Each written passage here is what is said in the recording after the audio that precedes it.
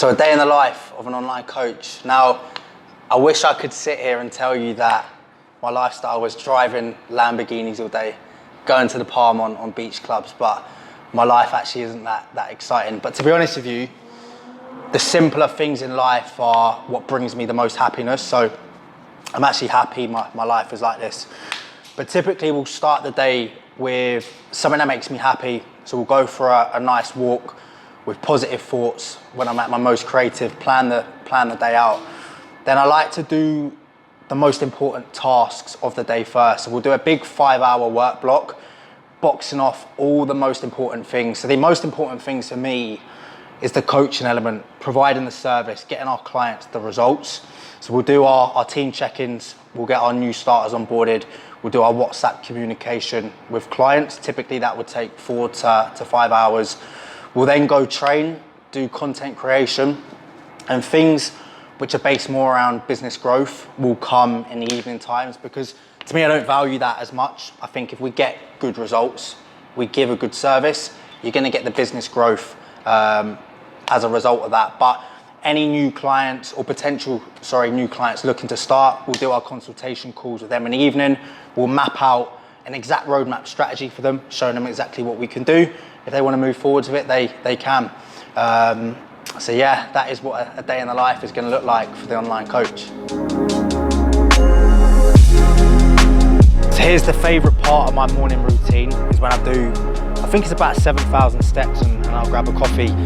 For me, that's when you can really set your day up. If you sit there, you wake up with negative thoughts, you're scrolling on TikTok, scrolling on Instagram, you're not starting the day right. So I like to get outside, I like to get active, go and have a coffee, do about 6,000-7,000 steps, and then we get into our first work block and underway with the coaching. So I always like to walk around the marina. I always had that image in my head before I got here. Just visualise the simple things, just like walking around the marina, walking to JBR, and it just puts me in a good mood from the off. If you're in a good mood at the start of your day, then the rest of the day is dangerous from that point.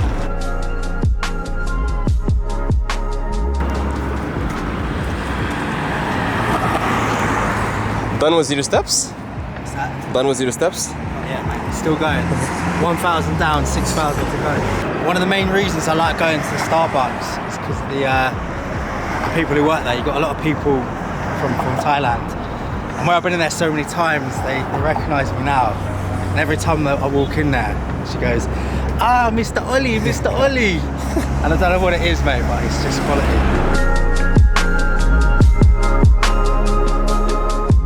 10 a.m. UK time, have everything ready to roll, and we can hit the ground running with it.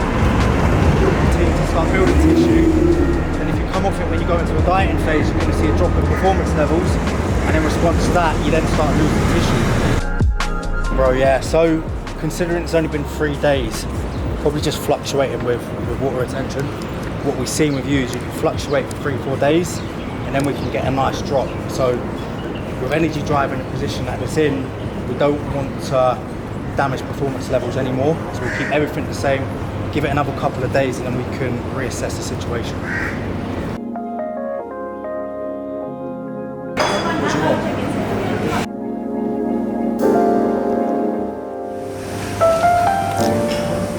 So this is where the magic really happens. For me now, this is when I'm at my happiest, my most creative as well. So we'll plan the whole day out. We'll start on a positive note. We'll plan the whole day out from a coaching standpoint, a nutritional standpoint, a training standpoint. And then from that point onwards, the plan's set, we just execute it. And my advice to anyone would be start the day on the right foot. Do something that makes you happy. If the first thing you do makes you miserable, then for the whole and the remainder of that day, you're just gonna continue with those miserable thoughts. So like routine's key. If one of our clients is struggling with anything, the first thing we go into is the routine they got in place, how they start their day. Once we've got that under control, they just level up from that point onwards. And I like to relive the same day because it allows you to get effective at that routine. When you're effective at it, that's when you really start to make things happen. Morning, bro, hope you're good. So we're 16 weeks in, mate, and that's the first time you've fallen off plan. So firstly, don't stress yourself out about it. Secondly, if stress is high at the minute from the work situation, let's jump on a call rather today or tomorrow analyse what exactly is going on and find a solution to get that situation under control, we can then move forwards from that point. Morning, bro. Yeah, 100%. So I'll realign the plan to work that. In terms of what load to work out now, you've been given a rep range. Say for instance, the rep range is 8 to 12. Week 1, we set baseline numbers. Find the load where you're failing on the lower end of that rep range, so 8 to 9 reps. Once the baseline numbers are in place, we can then start pushing training progressions from that point.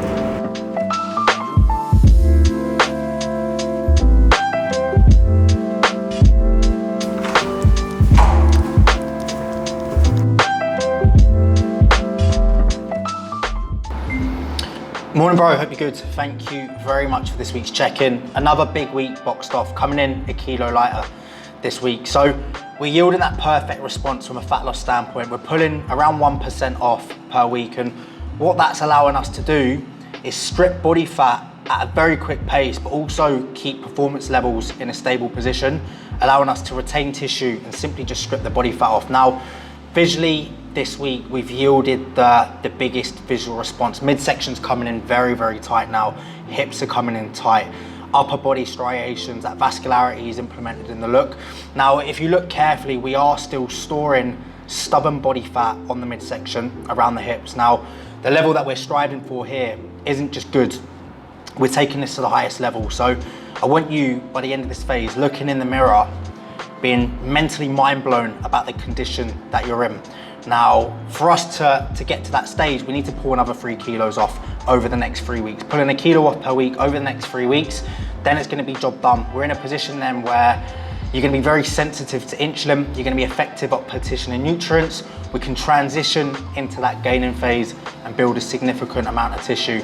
Now, from a stress management standpoint, yes, it's not optimal, feeling a little bit tired. 14 weeks in, low calories, high expenditure, you are gonna be a little bit tired, but what we need to understand at this point is it's manageable. The sleep's still there, the stress is low, appetite is stable, recovery's in a good position, training performance numbers are holding, digestion is in a good position, energy levels up and down, but that's manageable. For them to still be up at this stage, mate, we're gonna take it. We're in a position 3 weeks out where we can actually turn up the heat again and drive a big response this week. Motivation, as you would expect with the changes that we've seen in 14 weeks, motivation, mate, is gonna be at the highest level, because if we compare the starting position to now, this is phenomenal work. And we're setting big standards with this transformation. And we're at the final stage now. There's light at the end of the tunnel.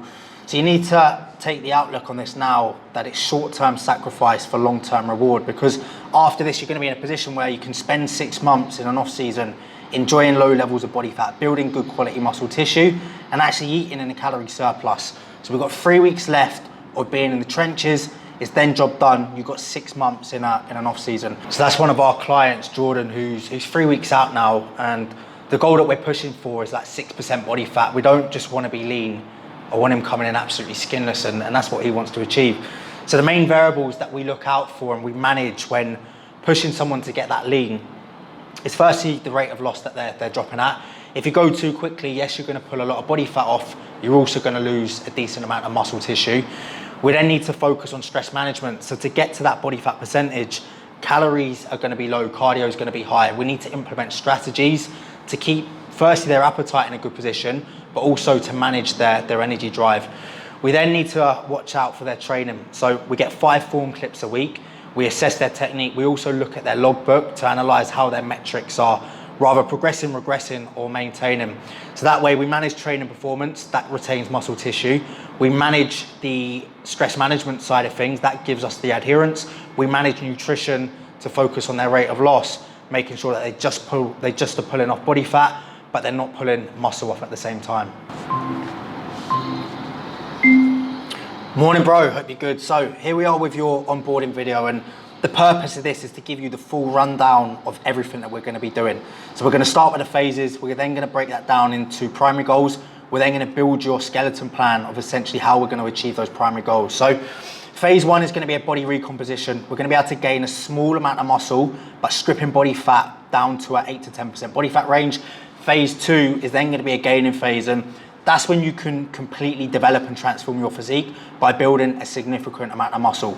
So primary goal number 1, lose body fat, getting you to a 8 to 10% body fat range. Primary goal number 2 is, whilst we're stripping body fat, we want to be gaining / retaining muscle mass. Now, towards the earlier stages, your energy drive is going to be high enough to push performance levels. We can gain a small amount of tissue.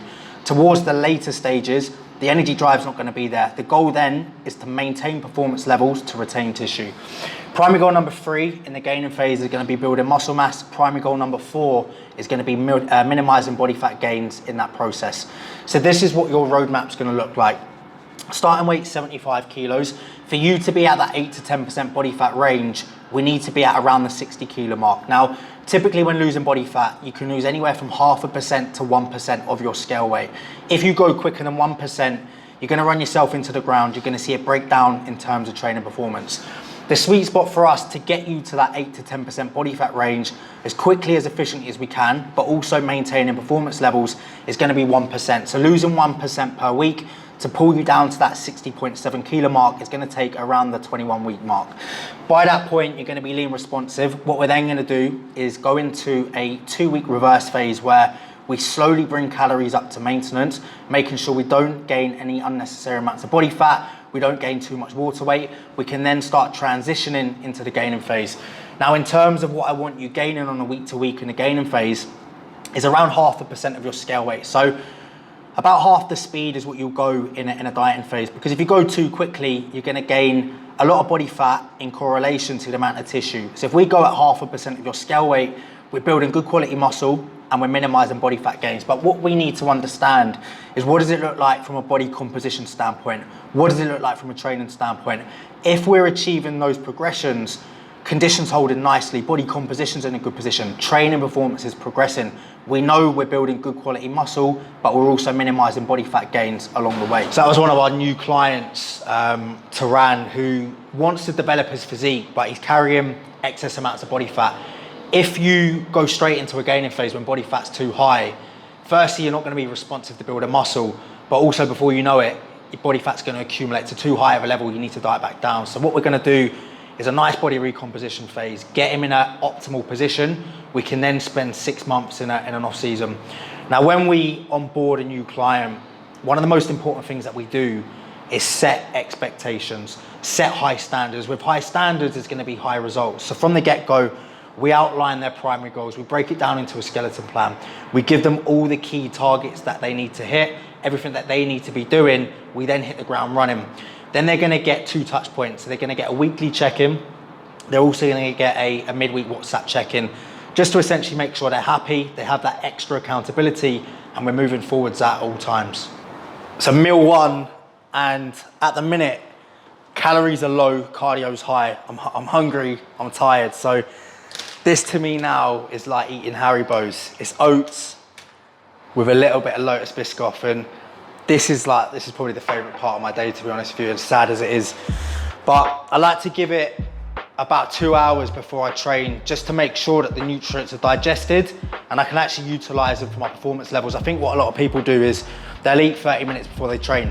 The nutrients haven't digested yet. You're not going to utilize those nutrients. But you're only going to see 1 meal today, because next week is going to be a full day of eating to get shredded. So we're not going to give too much away yet.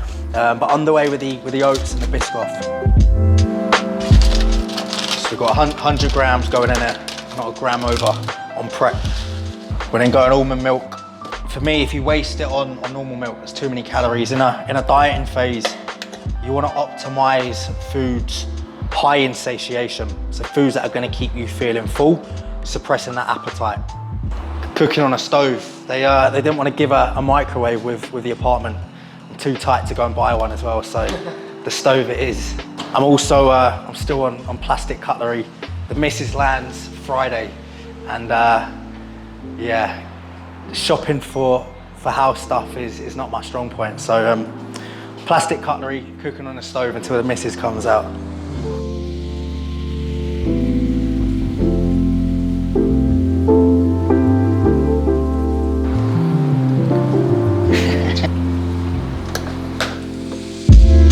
To everyone else now, they're probably thinking, what is this guy eating? But to me, this is like crack, especially when we get the the Biscoff in there and the honey.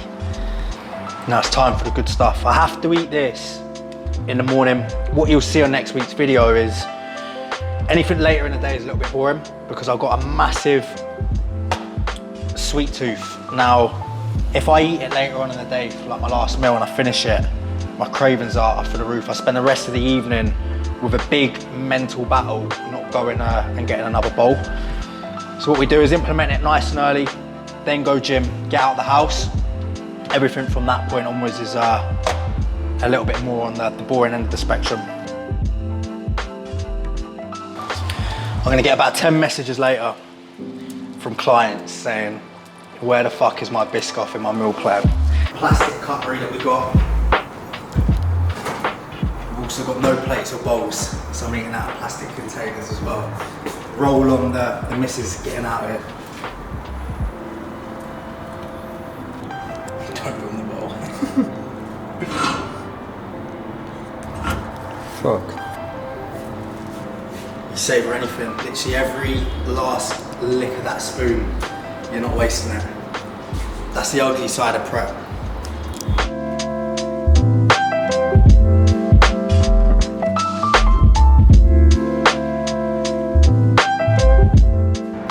I'm not talking now. The only time I shut up in the day is when I'm eating. So that's all you're hearing from me now.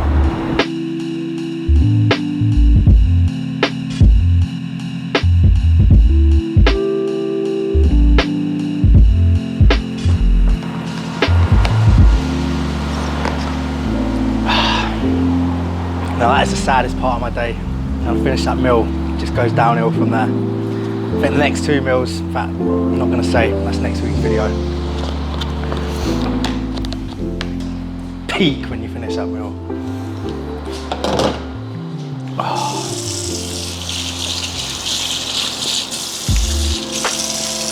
So in about 2 hours time, I'm going to hit a push session. I'm going to show Ben Bray how it's done, teach him a thing or two. 1 PM now, that's coaching done, 5 hours of coaching. We've done our steps, we've had our coffee. Now we're gonna get a monster, just to, I don't always have a monster, but when I want a big session, obviously training with Ben today, I need to turn up, I need to show him how it's done. So we're gonna get a monster, and then we're gonna send a big push session. Let's get it.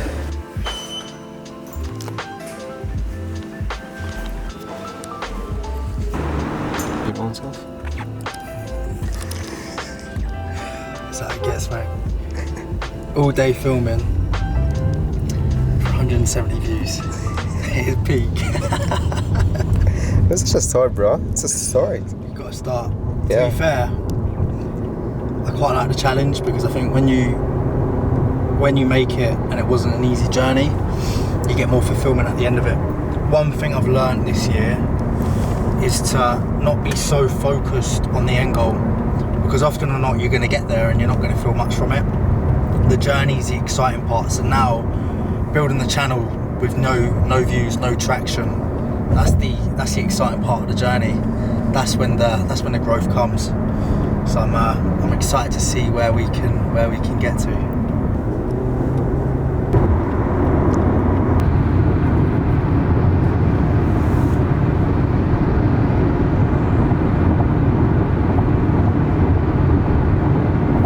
On the way to Banús now, and when I came here last November on holiday, that's one of the main reasons that drove me to get out here. Like, call me sad, but for me, like, that's like a footballer going and playing in the Bernabeu. It's the best gym in the world. What I like about it, obviously all the machines there, any muscle, any angle, there's a machine that's gonna isolate that part. But it's the atmosphere in there. I will go in there and I will look ordinary in there. I'll be one of the smaller people. Every person you walk next to is probably an IFBB pro. And what that does is it gives you that mentality for growth. When you're a small fish in a big pond, it makes you want to work harder. Every time you go in there, you feel alive, you feel ready to train because you want to catch the people around you. If you're training at like a David Lloyd, you're going to be the biggest, the best person in there. Where's the mentality for growth? There's none. So to train in here now, for me, is a dream come true. As I said, I like the simple things in life. I walk around the marina, a coffee in the morning, training at Burnous, and that's me happy for the day.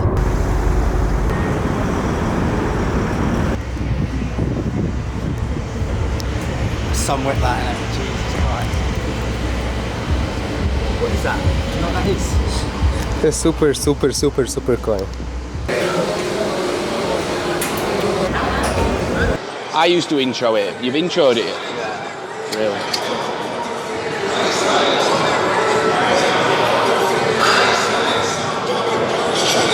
Chest up.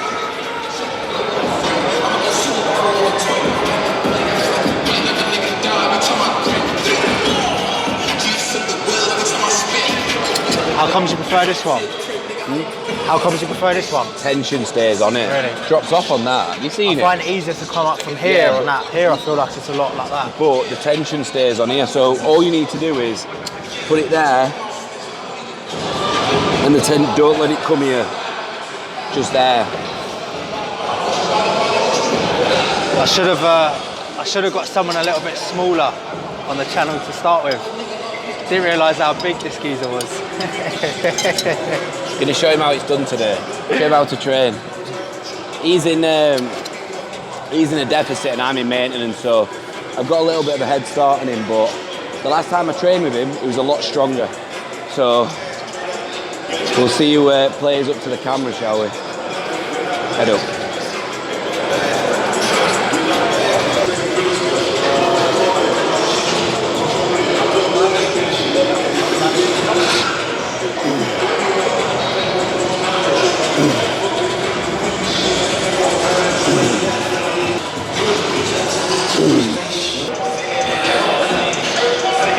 One.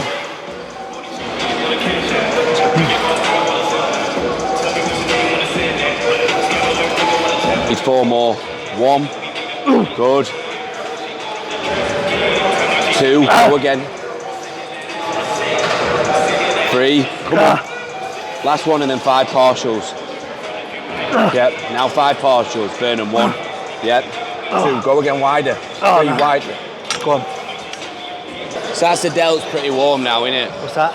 Warm. Pretty warm. Fried. Yeah, fried. So to start with, we've done a multi-flight side raise, which is firstly good for keeping tension on the side delt, but also you want to start with an isolation movement, getting the blood flow to the muscle, getting it activated for the bigger movements. Now we're ready, we're going to be moving on to a prime shoulder press. Key focuses to take into consideration is your tempo here. Using a machine, it takes the execution element out of it. So focus on driving that concentric, controlled movements, but explosive power. 1 to 2 second drive. Get a 1 second squeeze when the muscle's short, then transition into a nice, smooth 3 second eccentric contraction. So all you want to do is just think, tuck your arms in a little bit. If you're all like that, yeah, better. Because otherwise, if you're like that, it's just going to hit your rotary cuff, tuck in, and it's like that movement. Yeah, better.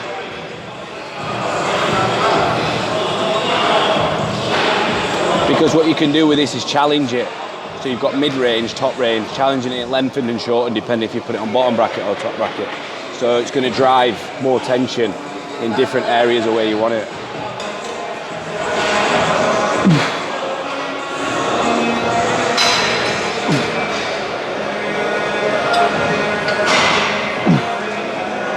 Yeah, good. So obviously what you can see here is if you look at the position of the bench, it's not fully upright, so a weak area is this point, upper clavicle, so it's also not just hitting your shoulders, it's going to hit this part. So it'll build all your upper extreme, all the upper base. When you feel it like that, you can feel it. Yeah, whereas the normal shoulder press usually, if you sat upright, it's going to generate a little bit of stress on your rotor cuff, whereas this is going to primarily target shoulders, but bite a little bit of upper chest, which you need to feel. But the benefit of this machine really for kind of people watching is we've got this on the mid-range, but what we're going to do is target some on the top range. So with a prime kit, it allows you to challenge the muscle within the shortened or the lengthened position. So we're going to bias at the minute the top range peg free, and what you'll see if you use this, it'll make it a little bit more challenging at a certain resistance profile within the piece of kit, and that's what you need to really think about. We could quite easily throw 5 plates aside on that machine, it's just going to be the same resistance profile from top to bottom. This is going to challenge us in the shortened and the lengthened, so as well as that mid-range. So throughout the full range, if we target on all 3 pegs, but today we're just going mid-range and then top.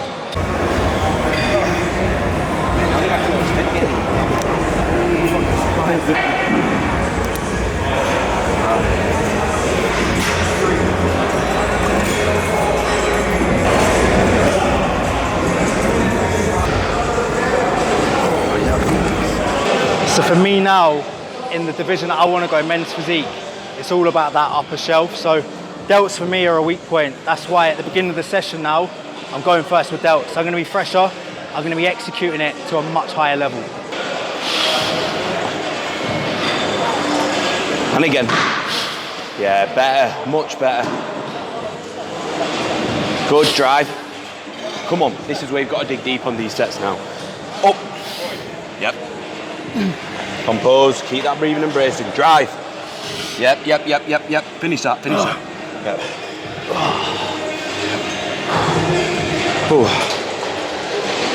What are we doing? Just one top set, one back off. So we've done 3 sets on the laterals into 1 working set here, which is 6 to 9. That's a top loading set, and then we back off 20% to a back off set, which is 10 to 14. 2 sets at that level of intensity is maximum capacity there, so then we move on. A lot of people do a lot of junk volume. You just need to understand, right, if we're to do another set there, is it going to be productive? Probably not. So next we're moving on to a machine incline press. Now, with any chest movement, especially any pressing movement, you want to focus about driving your biceps across your chest. So drive across, squeeze your biceps together, and it's going to allow you to get your chest as short as possible. Big step. 6 to 10, come on. 2, there you go. 3, there you go, come on. 4, keep that tempo like that. Perfect, 5, come on. Dig deep. 6, come on. Go again. 7, yep. 8, come on, give me 2 more. 9, go again. Drive, 10, take another. Drive, up. Yeah, there's 1. Up. Yeah, all you. Good set. Go 1 more. Control that negative on the way, yeah. Oh, no. I said that right, you dickhead. Right. So another key focus there is from rep 1 all the way through to the end. Keep the tempo consistent. What a lot of people do is when the set gets hard, they shy away from the pain, they start rushing that eccentric, the tension goes. If I could give you one tip on any movement, it'd be to embrace the pain, because that's when you're going to get the growth. The most effective reps are the reps closer to failure.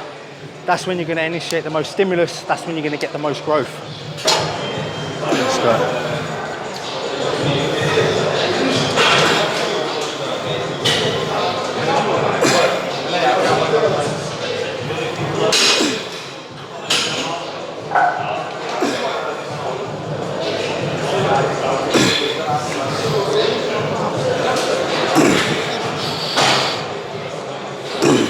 Go, let's work. It's still moving, it's still moving.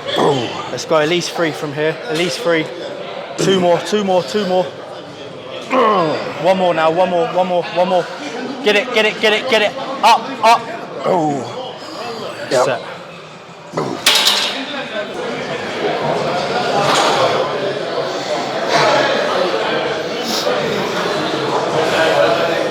There you go.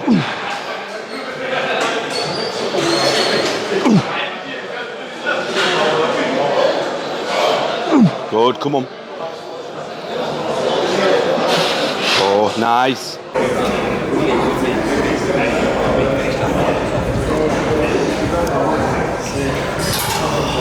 That's why training to failure is so important, because where the effective reps start to begin is where that stressed environment, where that maximum blood flow is, and where the maximum fibres are recruited. So if you're never taking it to failure, you're not recruiting all your muscle fibres. I think the big thing for me is I enjoy taking it to failure. Yeah, which is good.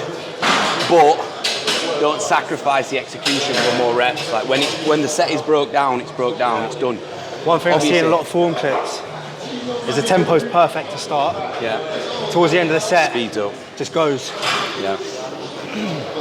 It's about trying to keep the reps as effective for as long as you can throughout the set. The more you do there, the more you're going to maximize. Drive it. One more now with me. One more with me. Drive it. Explode. Get it. Set. Fucking hell. Bastard. Yep. Flat. If you're serious about growing, this is the intensity that you need to be striding for. Every set, we take it to failure. Oh, come on.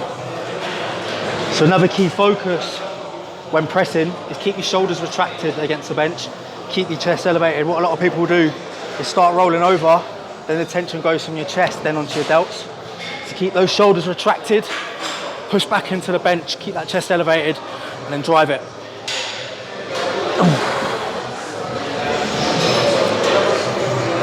Let's go, come on.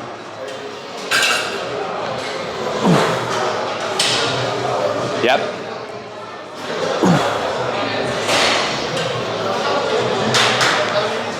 They're the ones.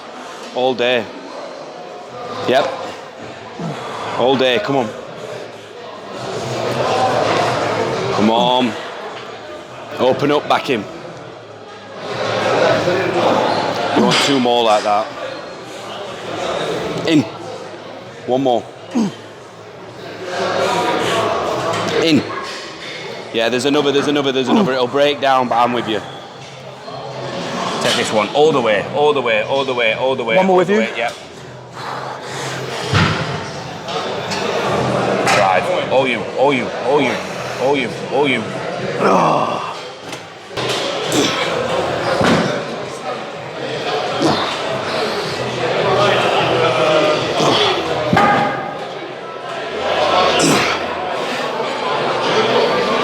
Let's go, easy, still moving. Let's work now, keep the tempo, keep that tempo. One more with me. I'll do. Right, pec, a little bit then. Mine's busted. Again. Yep. Done, yeah, that's it. You want to learn how to train, watch those sets very carefully because we talk around effective reps. Now, 80% of people will get 2 or 3 effective reps per set. And that's because they're just moving a load from A to B without actually breaking it down. When you understand hypertrophy and the key elements within it, all set there from rep 1 right to final rep was perfect. You notice on his final rep, yeah, could he have squeezed one more out? Yeah, but 80% of that would have been me. So the final rep was 100% him. We're getting further through the session now. Fatigue's accumulating, he's in a dieting phase, we play it smart. So it's all about driving that effectiveness within the reps from the start of the set to the final rep. And that's how you drive the effectiveness of your session.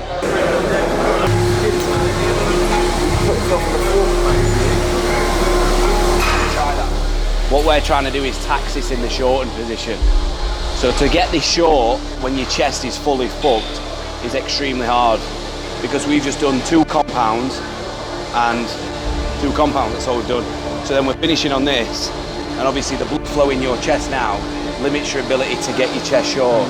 So what's going to be the most challenging thing to do to drive blood flow? Get your chest short. So like with a lat pull down variation, you start with a single arm lat pull down. Because if you do any work to your lats, in order to get them short, it's going to be harder. So always start when your lats are fresh, in order to be able to get your elbow tight, in order to generate as much tension. But with this, the aim of the game is to spend 2 seconds in the short.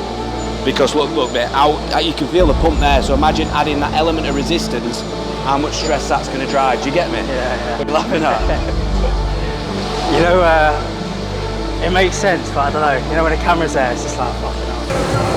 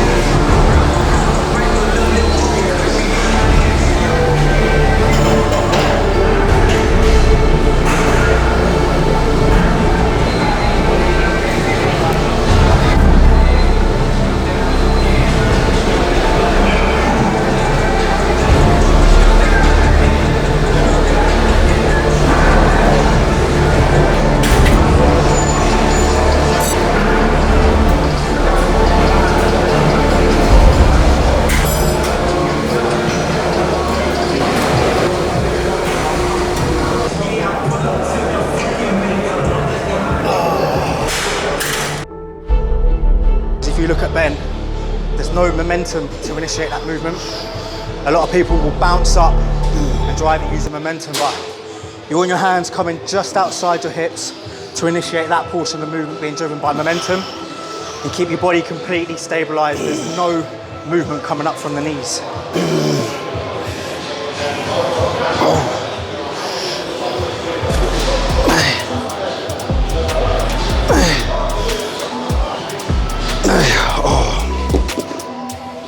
Fuck me. Big strong guy here. Doing double what I am on triceps. Tension. He understands tension, so it's all good, we can let him off. Yeah, good.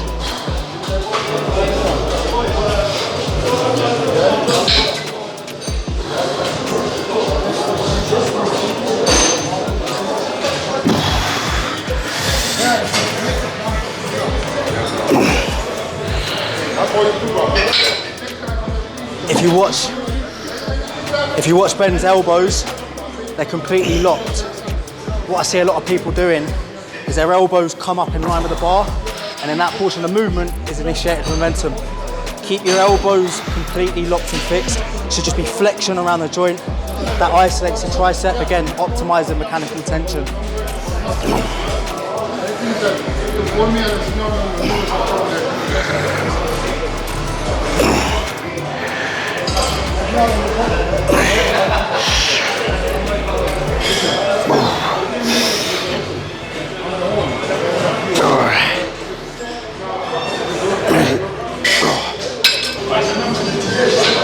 I think it just goes to show we've all got our own weaker areas. Like if you look at some movements today, Ben's been a lot stronger. Some movements I've been a lot stronger. So that's why you should never follow some random gym plan that you've just bought online, because it's not going to be tailored to you. You need to focus on the areas that you need to develop and tailor and distribute your volume based around that. I'm not tensing here, but I'm locking my arms up, and then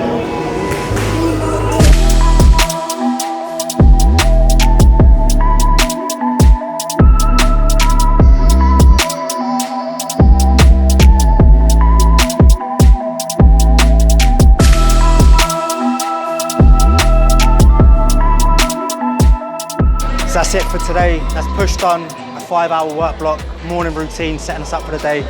In Dubai now, it's about 4 p.m. So gonna go and get my post-workout meal. Then for the rest of the day, we've got consultation calls booked in with people looking to get on board. We've then got to run through some content strategies for YouTube, for Instagram, and also some business development strategies. But that's the good stuff done for today. Next Sunday though, we're back. And next Sunday, we're doing what I eat in a day to get shredded. I think anyone following me on Instagram has seen the transition in body composition in a 3-week period. We're now gonna display to you guys what you need to do to achieve that. So again, as ever, I look forward to catching you guys next Sunday.